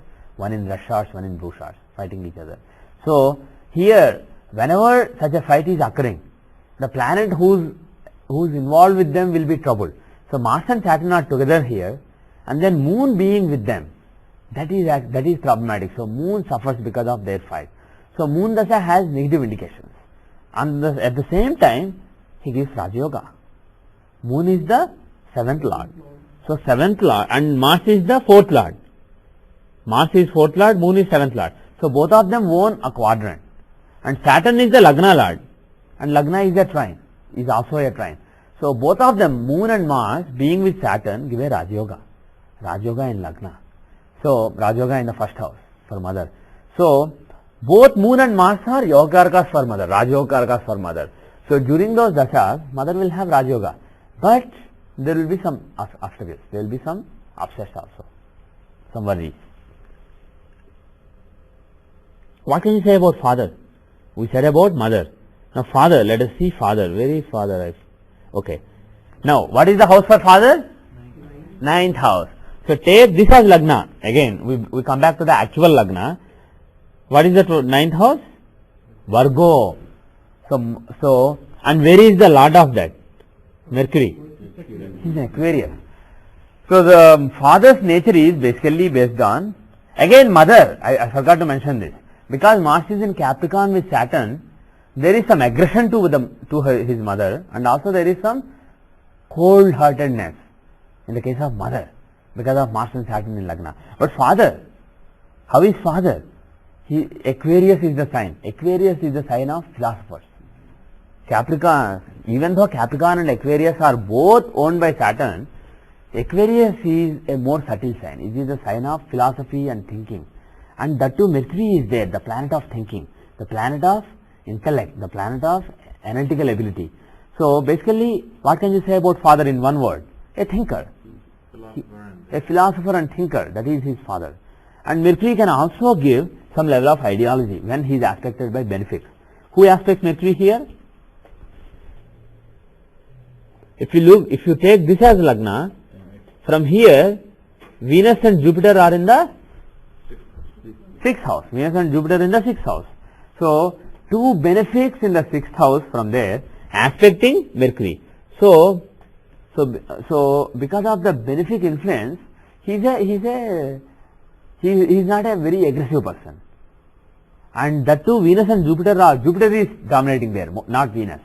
Because Jupiter is exalted. Because in Cancer, Jupiter is exalted, Jupiter really dominates. And Cancer is a sign owned by Moon. So it's the sign of compassion.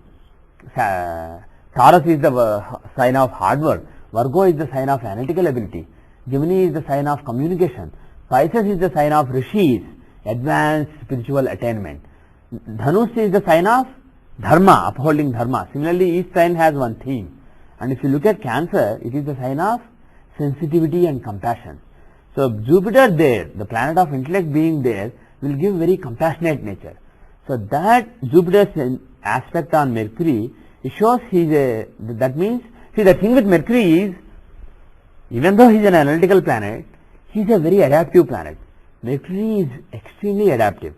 Based on who he is with, he either becomes benefic or malefic. That is the nature of Mercury. He is totally flexible.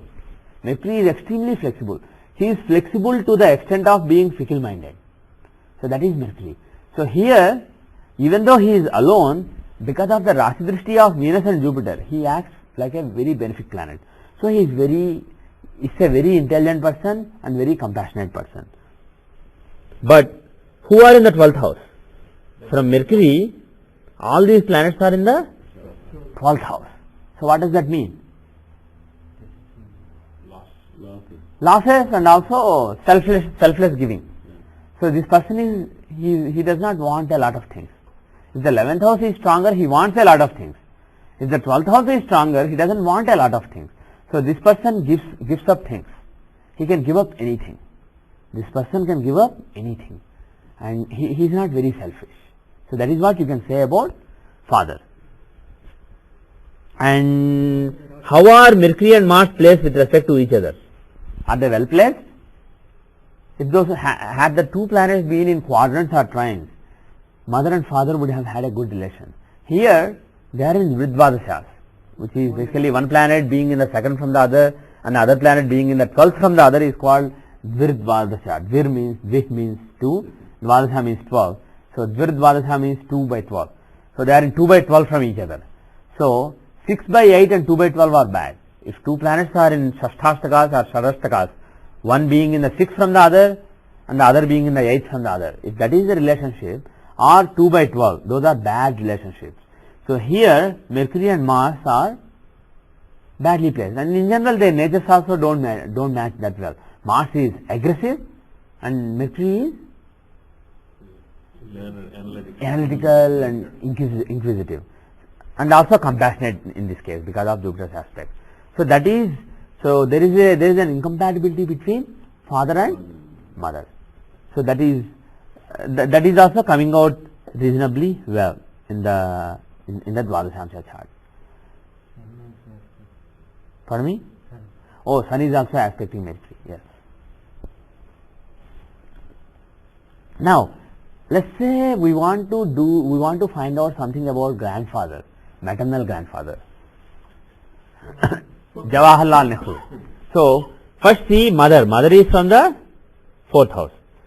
So from there we take the 9th house. If you want to see grandmother, we take the 4th from there.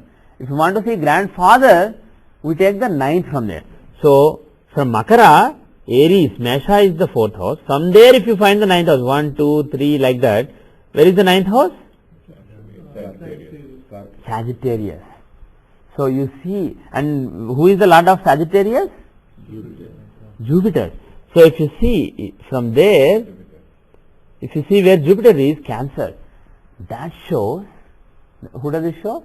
Jawaharlal Nehru. Now let us see what is the relationship between Jawaharlal Nehru and Indira Gandhi. Do they have a good relationship? Okay? Do they? Yes, because Jupiter and Mars are in quadrant, aspecting Samsaptaka, and also in quadrants, mutual quadrants. If they are in mutual quadrants, it's a good relationship. And also Jupiter and Mars are friends. Both are exalted and both are friends. So, mother and grandfather are in good terms. They have a very good relationship. But what about Jawaharlal Nehru and Firoz Gandhi? So if you see Jupiter and Mercury, again a bad relationship. It's a Shadashtaka relationship. From Jupiter, Mercury is in 8th house, from Mercury, Jupiter is in 6th house. So again they don't get along well. So you can see from this Dvadashamsha, you can see that his mom and his dad don't get along well. His mom and grandfather get along well, but grandfather and father again don't get along well at all. So that is what you can see. Okay. Now, What about his brother? whose brother? Rajiv Gandhi? Yeah. You don't see it in this chart. Siblings, That is a different chart. We'll go to that chart. This chart, Dvadashamsha or D12, is a chart of parents and everything above. Once you find father and mother, you can take 4th and 9th from each and then find father's father, father's mother, mother's father, mother's mother. I am not seeing other grandparents because I don't know anything about them. So, there's no point.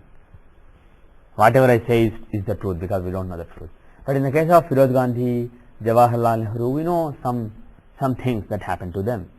Okay? Okay. Now, what I want to do is, okay, you brought up brother. So let us check that out. So, Narasimhaji, before we move into brothers, Yeah. how do we see mother's demise here? Like which dasha would have given mother's? Vimshodri Dasha can also give, but sometimes maybe it's not good enough. Because if you are looking at the demise of mother, especially after he passed away, you may or may not see it well. But you should be able to see it from Vimshodri Dasha itself. No, I was wondering, like in D12, like here, 8, like do we see from the 8th Lord of 8 would be the Marika for mother? Yes. But the thing is, like I said, I haven't done Graha Arudha, so let us leave it for now.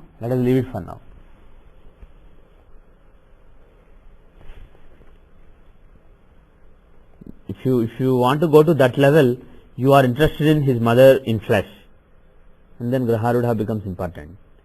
Even sickness, if you want to see for mother sickness, wife sickness, but rather than using the Satya, you better use the Maya, because it's all Maya. So Drekana, Parasari Drekana. This is the chart that shows siblings. So the rules for seeing siblings are, the younger ones are seen for the young sibling just born after you. The next one is from the 3rd house. And the elder sibling who was born before you is before that. You find 3rd house backwards, that means 11th house. So everybody got it so far? So 3rd house is younger sibling, 11th house is elder sibling. Because 11th is 3rd counted backwards. 1, 12, 11. Now, if there is another younger sibling or elder sibling, the one born after you and then let's say one is born after that, that is 3rd from the 3rd. So you keep finding 3rd from 3rd, 3rd from there, 3rd from there, then you will get another younger one, another younger one, another younger one, and so on. So that is how you find younger sibling. Similarly for elder siblings, the one immediately born before you, just before you, that is 11th house. And the one born even before will be 11th from 11, that is 9th. And the one even before will be the 11th from 9, so that will be 7th. So 3, 5, 7, 9, and backwards 11, 9, 7, etc. There are a lot of exceptions, there is more involved, but these are the basic rules, ground rules. And let's just use the ground rules for today. I will do siblings and children in another class, because there can be lot of siblings and lot of children. To see individual fortunes, there are a lot of complicated rules. But this is the first rule. So let us apply that rule. Where is Lagna? And another exception. The way you count these houses that I mentioned is normal if the sign is odd sign. If it is an even sign, you count backwards. So let us, we have a good example here. This is even. So the concept will be clear. So Lagna is Capricorn Lagna. If you open Drakana Chakra, Lagna is Capricorn. Is it an even sign or odd sign? Even sign. Because this is odd, odd, odd, odd, odd, odd. Sorry, Aquarius is odd. So this is even sign. So because Makara is an even sign, we count backwards. And is Rajiv Gandhi elder brother or younger brother? Elder brother. So what it means is, and he is the immediate elder brother. So we just take the 11th house, not 9th house. So take the 11th house, but count it Forward. no backward. Backward because Capricorn is an even sign. Is everybody with me so far? No. Can you please repeat? Yes. What we do is elder brother 11th house, younger brother 3rd house. That is clear, right? That funda is clear. Now, the way we count those houses, it will be normal in the case this sign is an odd sign. Odd signs are first sign, third sign, fifth sign, ninth sign, 11th sign. Those are odd signs. Even signs are second sign, fourth sign, sixth sign, eighth sign and 10th sign. And when I say first sign, I mean Aries. Second sign is Taurus. This is the natural order. So here, this Makara, this is an even sign because Pisces is the 12th sign, this is the 10th sign. So this being an even sign, we count backwards. So we have to take the 11th house from Makara, but count it backwards. So when you count it backwards, we don't go like this. We go like this, backwards. So when you count like this, what is the 11th house? Pisces. 11th house is Pisces. And where is the Pisces Lord? Jupiter is Venus and Jupiter. Jupiter. Jupiter is with Venus. So that is his Gemini. elder brother. Gemini shows elder brother. It has Jupiter and Venus in it. And so let us see, for example, is this the house of a businessman or the house of a serviceman? If you want to see that, even though this is not Dashamsha, see 6th is strong or 7th is strong. The Lagna Lord, Mercury is in the 6th house, along with Saturn. Saturn is the Karaka for 6th house, is the Karaka for working hard. So the house of work has Saturn and the Lagna Lord. So this person actually has an inclination to work. The person has an inclination to work. So he is a natural worker. But the 7th house is also quite strong. So he may actually be independent also. But he has an inclination. One thing you can see whenever you see Saturn with Lagna Lord, one thing you can see is the person will be inclined to work. He will be very disciplined and very hardworking. Now if you want to see when brother had growth, for example, if you want from the taking Gemini as Lagna, if you take Gemini as Lagna, 10th house is the house of career, right? 10th house is the house of career.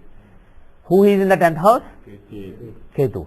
Actually, one of the rules given for one of the careers possible for Ketu is actually flying. Okay. So he is a pilot, and actually if you see Rajiv Gandhi's Dashamsha, if I don't remember it wrong, he also has Ketu in the 10th from Lagna in Dashamsha. So Ketu is basically, Ketu is the planet of moksha, going above, but he is also the planet of flying. So Ketu in the 10th house shows flying, and also the 7th house of desire has Moon and Mars. Moon and Mars together is called, does anybody know the name of that yoga? Chandramangala Yoga. Gajageshari is Moon and Jupiter. So it is Chandramangala Yoga. So because Moon and Mars being together is Chandramangala Yoga, and what are the houses owned by them? Moon owns the 2nd house of resources and Mars owns the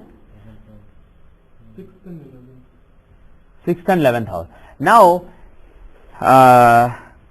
let us see, if I use the Graharuda, it becomes much more. Yeah? Does it matter where Moon and Mars should be together, or it can be in any house? It matters.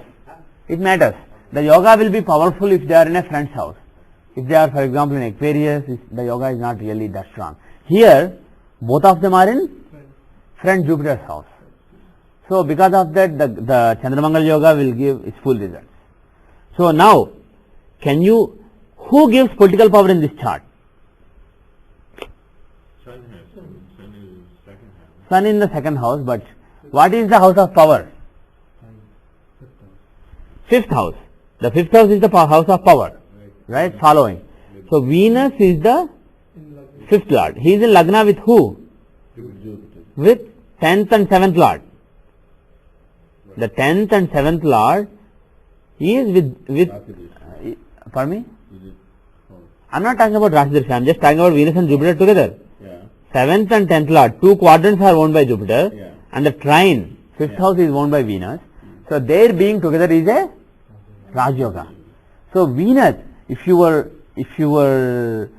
forget the dasha I have here. If there was a right dasha, using which you can time what happens to brother, which dasha would you expect to give good results to brother? Venus dasha. Venus, Jupiter are the planets.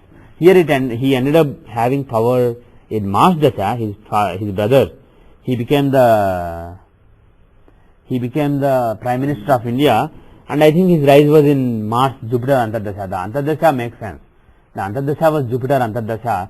So basically what this shows is, when you use somebody's dashas to see the events in somebody else's life, there is an inherent limitation. It will not be perfect. So there are other variations of the dasha which are tuned just for what happens to this brother. So if you use, for example, there is a Narayan dasha that you can find exclusively for this brother. When you find that, then things will make perfect sense. Here it doesn't make perfect sense. Jupiter and Venus are giving a Raj Yoga. And actually more than Venus, Jupiter is likely to give the result because he is also the dispositor of Chandramangal Yoga. There is a Chandramangal Yoga which makes a person achiever. So Jupiter being Chandramangal Yoga's dispositor and also being the 10th lord and being with 5th lord, Jupiter may give the result of the Raj Yoga better, more than Venus. So Mars Jupiter give Guru Mangal Yoga. So there are several yogas. Gajgeswari Yoga is also here. So there are several yogas. So Mars Jupiter is capable of taking this person to a height.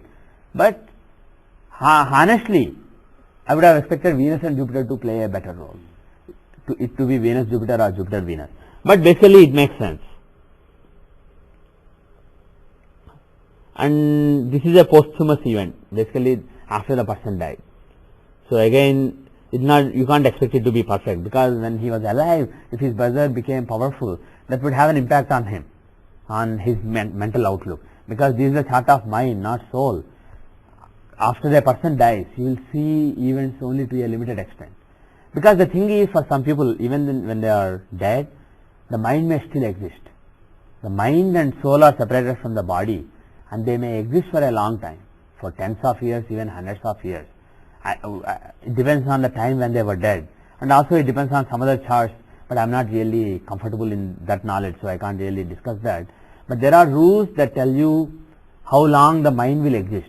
So mind and soul are separated from the body decays, but the mind exists for a while, and then finally mind is also separated from the soul, and then mind decays, and then soul is taken to Urdhalokas or Adhalokas, the other spiritual worlds, heaven, hell, etc. So from that point of view, the mind may still be perceiving the results that are happening to the relatives. So from that point of view, Vimshotri Dasha may work even after death. But in some cases, you may find that it doesn't work after death. His mind is dead. Yeah, his mind is dead too. Basically, Vimshotri is the Dasha of mind. So remember this. Anyway, now, okay, we are almost done. So I will not take up a new chart, but let us, in the same chart, let us see something else. In Drekana, there are, if you see the software, because you guys have the software, apart from Parashara's Drekana, there are so many different Drekanas. I am just curious to see, I will not discuss it, just curious to see. I never saw his Jagannath Drekana. Yes, okay. Okay. there is this Direkana called Jagannatha Direkana, which shows the karma phala basically, karma phala. This is the chart which shows the good and bad because of the karma that you did in the past life, but at the very physical level. So I just wanted to see that moon was badly placed because they were suffering in that dasha and there was a lot of bad karma. Moon is in the 8th house. But I will not discuss this chart. But let me discuss another Direkana. And this chart, Somanatha Direkana, it shows the sexuality of the person. Direkana is basically based on the 3rd house as the seed. So all the Direkana, various variations of Direkana chart, they show things relating to initiative and drive. So sexual drive is another aspect of the drive. So that is seen from the Somanatha Direkana, another chart known as Somanatha Direkana chart. But let us leave that also. If at all we will do it much later, maybe there are so many other important things. But there is a chart known as Parivrittitraya Direkana. This Direkana, it shows the initiative of a person. It shows how a person, it shows the applied determination. This is the application of determination. So if you want to see, analyze what are the areas of life, what are the spheres of life in which one's determination is directed, then this is the chart. This Direkana is the chart. So if you see the Direkana chart, let us see. Basically planets in quadrants in Direkana chart or even trines, but quadrants are more important. Those are, because quadrants are, like I said earlier, trines are the charts of blessings and quadrants are the houses of sustenance, okay, but effort, I said. The word I used is blessings and effort. So when it comes to initiative and determination, I said this Parivrittitraya Direkana, it shows the application of determination, application of initiative. So in what direction one focuses his determination. So when you are seeing that, effort is more important than blessings. So quadrants are more important. But if any planet is in quadrants or trines, the natural significations of that planet will really prosper. The person's determination and energies will be focused in that direction. So here, who are the planets in quadrant? Mars and Mercury. And out of them, who's strong? Mars in being in Mula Trikona. So for somebody who's so full of fire, you would expect Mars to be actually strong. So because Mars is strong in a quadrant in Parivrittitraya Direkana, in the tricyclical D3 chart, what you can see is his aggressive spirit, the spirit of just do it. Don't think. If you think this is the right thing to do, just go and do it. The spirit that he has, which is symbolized by Mars, that spirit will be used in his effort.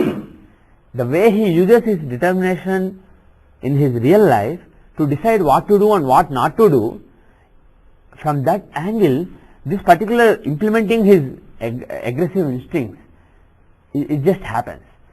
There may be other inclinations that he has. For example, if you see that Jupiter is also quite well placed in the chart, so there is some inclination to be spiritual, be very Jupiter shows, be very wise. So all those instincts of wisdom, etc., instincts of having good discretion, those instincts may not actually manifest. When it comes to physical manifestation, whatever Mars shows in this chart will fully work because Mars is well placed.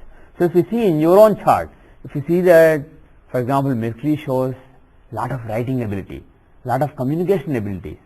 But if you see that Mercury is not well placed in this chart, it shows that you may have the ability, you may have the instincts, but you may just not feel like doing it. This shows what actually gets done in your life. So this is the chart. Dashamsa, actually Dashamsa is what gets done, but this is basically the seed. This chart shows what you feel like getting done, where you apply your initiative, the drive that is within you, what areas of life you apply to. So one area of life where he applies to is the Martian area, the area of initiative and aggressive doing of things. But this is for the brothers, right? No. The Parashari Direkana is the chart that shows brothers. But Parivrittitraya Direkana is your own initiative. Okay. Yes, Kiran. So I have two things. One is, what weight should I, add to this observation that that Mercury is actually the third lord of the natural zodiac, and also he also happens to be the third lord in this chart, Yeah, but he's also in the quadrant. right. So what is the, like, is there something that I can glean from this observation and then? Yes, you can. So, but actually Mercury also gives results. So what is Mercury's agenda? If you see what Mercury stands for in this chart, he stands for the 6th house. He is the 6th lord in Rasi chart.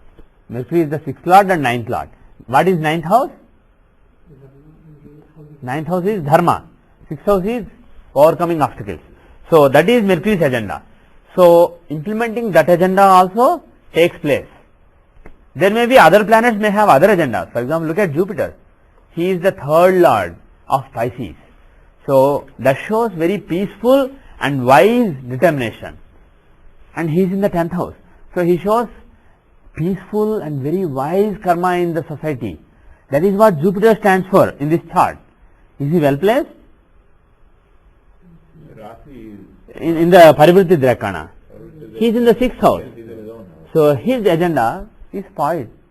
His agenda is spoiled. He does not end up doing much in that agenda. As far as the agendas of Mercury and Mars are concerned, he ends up doing more in those agendas. And what is Mercury's agenda? Like I said earlier, what is 9th house? Dharma. What kind of dharma Mercury stands for? Pragmatic dharma. Mercury is a pragmatist. Jupiter is an idealist, but Mercury is a pragmatist. So Mercury being with Sun and Ketu, some kind of political dharma. Mercury is with Sun, so there is some politics involved to his dharma, some pragmatism and some politics, and Ketu, so some kind of moksha kind of thing or some cutting off kind of thing is required. So he saw that as his dharma, and that dharma will be implemented with full vigor because Mercury is in quadrants in the Parivritti Rakana. So if you see in your own chart, if you see a planet that should make you do a particular thing is badly placed in the Parivritti Rakana, you may not feel like doing it. You may not have the initiative for doing that particular thing in life. And then what you can say is that particular thing, for example, whatever Jupiter stands for in this chart, Jupiter is weak, but another planet who is strong, Mars, he has Argala on Jupiter. So during Mars Antardashas, that particular thing may get done. So that is how you judge. So if you see your own chart, for example, take astrology. Somebody is, for example, you were interested in learning astrology, but you were always lazy to do it, let us say. And during a particular Antardasha, you are learning astrology with lot of determination. If you see, there will be some link with your Parivritti Rakana. Maybe the initiative is lacking, but a planet that can give you a strong initiative has an impact, and the Antardasha is running right now. And in general, when the Antardasha of a planet in a quadrant or trine in Parivritti Rakana comes, you will feel more energetic. You will feel like doing things. What things? That depends on who the planets are, what their influences are. But in general, those dashas are good. And if you are running dashas of planets who are in Dusthanas, in this Parivritti Rakana, then you may be more lethargic during those periods.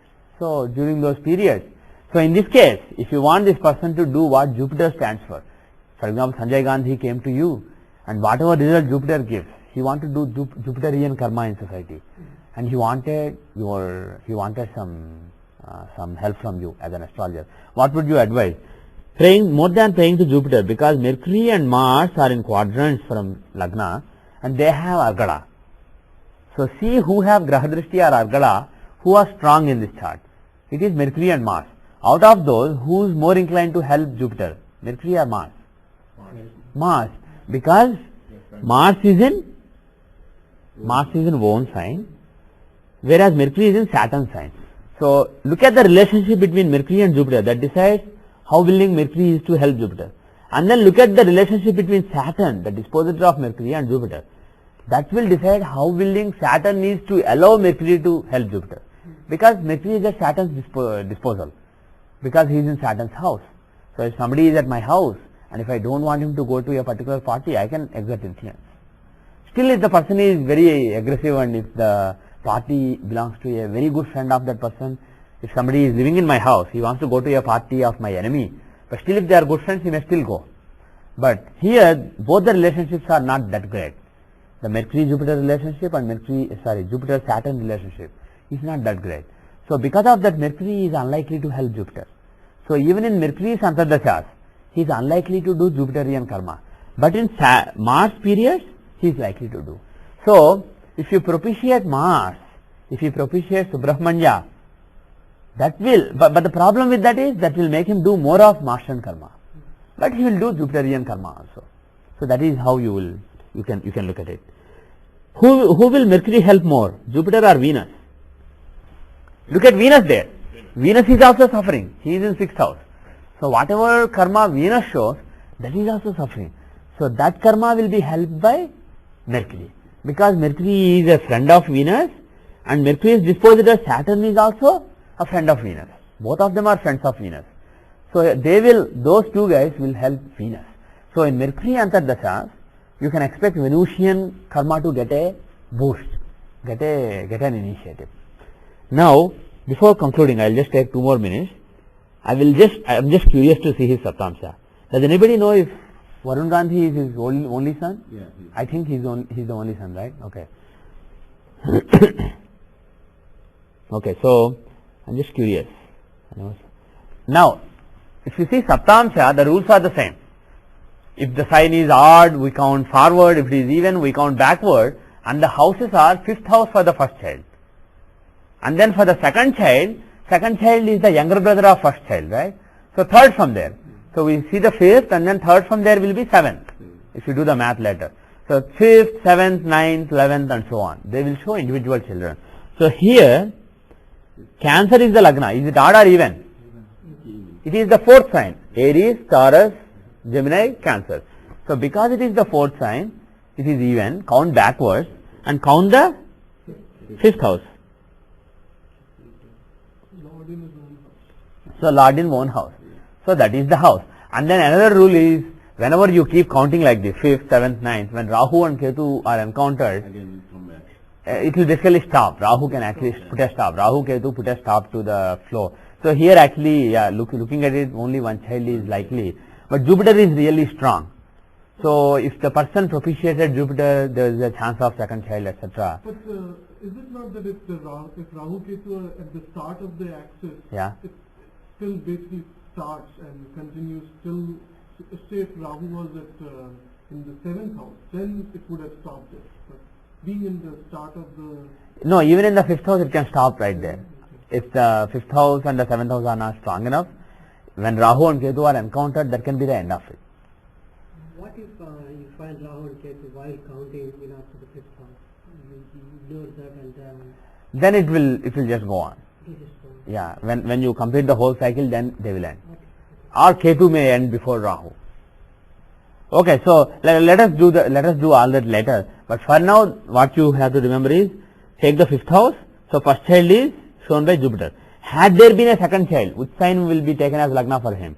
You have to take 7th house. That means 3rd from there. So this one is the sign. The Lord is Saturn. He is here. So you have taken that as the Lagna for the second child. Now anyway, and also to see male and female, there are some rules. If the odd signs will show male child, even signs will show female child. The only exceptions are these 2 signs and these 2 signs. Gemini, Cancer, and then Aquarius and Pisces. These 2 signs are exceptions. There male and female are reversed. Aquarius, even though it's an odd sign, shows female child. Pisces, even though it is an even sign, will show male child. And similarly Gemini, even though Gemini is an odd sign, it shows female child. Cancer is an even sign, but it shows male child. So those are the exceptions. If you remove those 4 signs, for all other signs, male sign or odd sign will show male child, even sign will show female child. That's the rule. And another exception is, if you have, you also look at what kind of planets are there. For example, Venus shows female child, Jupiter and Rahu show male child. Female. Pardon me? Did I say male? Venus shows female child. Moon, Venus, they show female child. Mars, Rahu, Sun, Jupiter, they show male child. So I'll give a complete list in a handout in a future class. But there is a classification. And the final exception is, if a planet is debilitated, it will be female child. If it is exalted, it will be male child. Here using all the rules is a male child. Because Jupiter and Rahu, two planets are showing male child compared to one planet Venus. And the sign itself, Pisces, also shows a male child. And there is an exalted planet there, Venus, that also shows a male child. So definitely it's a male child. The first child is a male child. And now what kind of a child is it? Who dominates here? It's actually, there are multiple influences. Venus, Jupiter, Rahu, three totally different influences. But the one who dominates will be Jupiter. So it is a very idealistic person. He's an idealist. And then, which other planet is strong? Venus is strong, is exalted. He is exalted, but he is the eighth lord. You would rather have him somewhere else. Had he been in Aquarius, it would have been better. The eighth lord in exaltation is bad. So the ideals of Jupiter are being spoiled by Rahu and Venus. Rahu is the demon and Venus is the teacher of demons who teaches different things. And he is spoiling the Jupiter. And also being the exalted eighth lord, he gives lot of hardships in life. He has to rise hard. He has to rise after hard work. So eighth lord's exaltation is not good. So Venus and Rahu are actually spoiled sports there. So actually if you ask me, more than Jupiter, this person has a strong Mercury.